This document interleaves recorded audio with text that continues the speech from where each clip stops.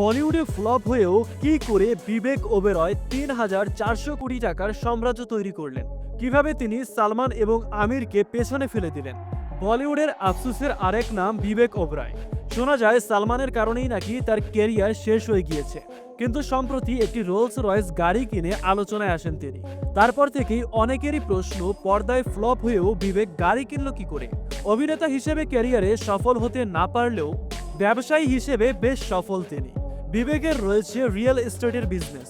বেঙ্গালুরুতে তার বেশ কয়েকটি বড় প্রজেক্টও রয়েছে, এখান থেকেই বেশ লাভবান হন তিনি। এছাড়াও দুবাইতেও তার একটি রিয়েল এস্টেট কোম্পানি রয়েছে। এছাড়াও একটি এডটেক কোম্পানির সঙ্গেও ব্যবসায় রয়েছেন তিনি। এছাড়াও ইভেন্ট ম্যানেজমেন্টেরও একটি কোম্পানি রয়েছে তার। বলিউডের বড় বড় ইভেন্টগুলো তার কোম্পানি ম্যানেজ করে থাকে। বর্তমানে তার সম্পত্তির পরিমাণ ১,২০০ কোটি রুপি, তবে তার পুরো ব্যবসা ৩,৪০০ কোটি টাকা। ঐশ্বরিয়া কি অভিষেককে চুজ করে ভুল করলো? কমেন্টে লিখে জানাতে পারেন।